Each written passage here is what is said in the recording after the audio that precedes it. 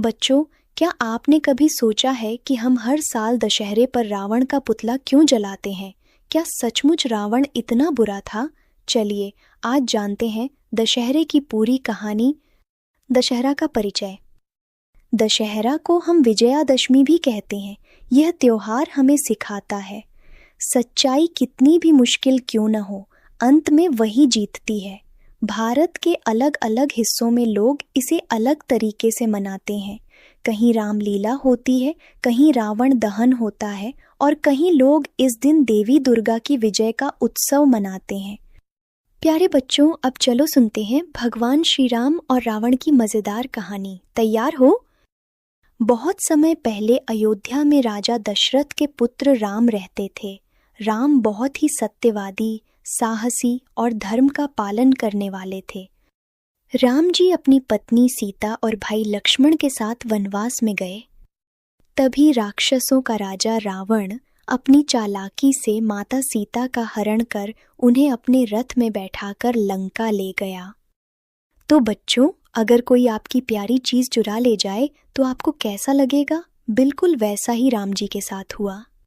राम जी ने माता सीता को वापस लाने के लिए हनुमान जी और पूरी वानर सेना का साथ लिया। सबने मिलकर राक्षसों के राजा रावण से एक बड़ा और साहसी युद्ध लड़ा। यह युद्ध कई दिनों तक चला। आखिरकार अश्विन मास की दशमी तिथि को श्री राम ने रावण को पराजित कर दिया और माता सीता को वापस ले आए। इसलिए इस दिन को दशहरा या विजयादशमी कहते हैं। सोचो बच्चों, इतना बड़ा और ताकतवर रावण हार गया, लेकिन क्यों? क्योंकि वह गलत रास्ते पर था।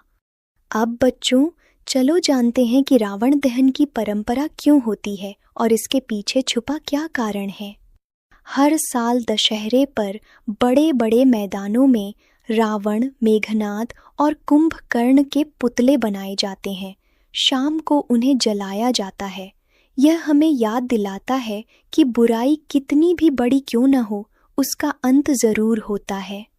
क्या आपने कभी सोचा है कि रावण के पुतले इतने लंबे क्यों बनाते हैं? ताकि हमें लगे कि बुराई बहुत बड़ी है, लेकिन जीत हमेशा अच्छाई की होती है। बच्चों, क्या आप जानते हो दशहरा को माँ दुर्गा की विजय के रूप में भी मनाया जाता है? आइए जानें क्यों। भारत के कुछ हिस्सों में दशहरा माँ दुर्गा की विजय के रूप में भी मनाया जाता है। कहते हैं कि माँ दुर्गा ने 9 दिनों तक महिषासुर नामक राक्षस से युद्ध किया और दशमी के दिन उसका वध किया। क्या आप जानते हैं कि माँ दुर्गा को क्यों शक्ति कहा जाता है? क्योंकि वो हमें सिखाती हैं कि हर इंसान के अंदर शक्ति छुपी है। बच्चों, दशहरा हमें कई बातें सिखाता है। सच्चाई की जीत हमेशा होती है। बुराई चाहे कितनी